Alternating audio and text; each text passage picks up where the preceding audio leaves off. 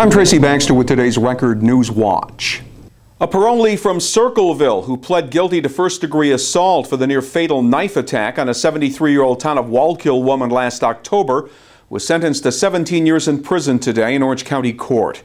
Robert Seeley had attacked the woman in her home, slashing her throat with a box cutter knife and beating her with a metal box. Shortly after the attack, the elderly victim suffered a heart attack, but she survived.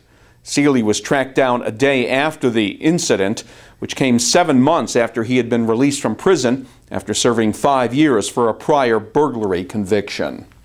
Orange County legislators have made it clear they want to see a management change at the county's Valley View nursing home. By a vote of 19-2, lawmakers Thursday passed a resolution calling on County Executive Ed Diana to drop Orange Administrative Services when the company's contract expires at the end of the year. The vote came one day after a special legislative committee issued a report critical of OAS management and the proposal to privatize Valley View, concluding that the company was ineffective and overpaid. The county executive has the final say when it comes to signing and terminating county contracts. Thursday's Valley View vote sets the stage for a later decision on whether Valley View should be sold or become part of a looming county budget battle with the Diana administration. It was a fire call without an actual fire. That's apparently what happened this morning at Bon Secours Hospital in Port Jervis, where firemen from the city and vicinity responded to building alarms that were triggered by smoke that had entered ductwork within the building. Hospital officials say the smoke came from hot tar the crews were working with on the hospital roof. There was no fire, and responding firefighters set up ventilation fans to get the smoke out of the hospital. The unwanted excitement did not result in any patient or staff evacuations. He repeatedly stabbed a family friend in the stomach in the hallway of an apartment building on Bankard Avenue in Newburgh last February. Today in Orange County Court, 39-year-old Manuel Santiago pleaded guilty to first-degree assault. In exchange for his plea, Santiago is expected to get a 10-year prison term when he's sentenced. Police arrested Santiago after tasering him. The attack was reportedly the result of a drunken argument. The victim was treated for his wounds at Westchester Medical Center. It didn't happen. Police in the city of Newburgh have concluded that the report of a child abduction Wednesday was false. An Amber Alert was broadcast after a group of children who range in age from 5 to 11 reported seeing a young child being forced into a pickup truck by two men near South Junior High School.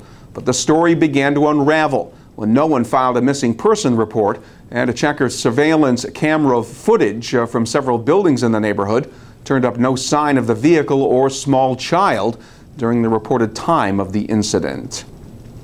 Security cameras are also coming into play in the city of Kingston, where Mayor Shane Gallo says they will be installed in the city's uptown business district following the latest incidents of vandalism there. The mayor's decision comes in the wake of more graffiti damage targeting outdoor concrete planter boxes at several business locations. Earlier this week, a section of North Front Street was closed for a few hours so that the damage there could be cleaned up. Anyone with information regarding the spray paint graffiti vandalism is asked to call Kingston City Police at 845-331-1671. When Claiborne Patterson showed up to get hundreds of oxycodone pills with a phony prescription at the Blooming Grove Pharmacy yesterday, town of Blooming Grove police were there waiting. Police say the 57-year-old Bronx man had been using fraudulent prescriptions to get oxycodone pills, 240 at a time, from pharmacies throughout the Hudson Valley. Patterson had come to the Blooming Grove Pharmacy last Saturday, and when they could only fill part of his bogus prescription, he was told to come back yesterday for the remaining pills. That's when police arrested him for the felonies of criminal possession of a controlled substance and criminal possession of a forged instrument. It doesn't take long for our electronic equipment to become obsolete, and disposing of it can be problematic. That's why the Orange County Chamber of Commerce is playing host to a two-day electronics recycling event at their office complex in the town of Montgomery. Today, businesses could drop off equipment they no longer use, everything from printers to monitors to keyboards, even old TVs. Advanced Recovery Incorporated will then properly dispose of the things businesses no longer know what to do with. Don't know what to do with it, and so it just sits in a storeroom like ours did, or a back room or something somewhere. Last time, you can't believe, I didn't even know what some of the stuff was they were bringing because it was such old electronic stuff. I didn't even know what it was. So it just sits somewhere, and this is good. They take it all, they pack it up. From 9 to 1 Saturday, electronic equipment from households will be accepted at the Chamber's office on Scotts Corners Drive. Businesses were asked to donate $10 and residents $5 per visit, with the money to be passed on to the Hudson Valley Family Health Center. If at first you don't succeed, try again. That's what's happening in the Sullivan County town of Neversink, where local restaurant owner Jennifer Grimes was today submitting petition signatures at the town clerk's office in order to force a November referendum that, if passed, would end the 77-year-old ban on the sale of alcoholic beverages in town. Grimes, the owner of Eureka Market and Cafe, the only full-service restaurant in Neversink, is pushing for alcohol sales in restaurants only. Grimes could be facing an uphill battle in her dry town, since several past alcohol sale referendums have gone down to defeat, including one 2 years ago that was rejected by 60% of the voters.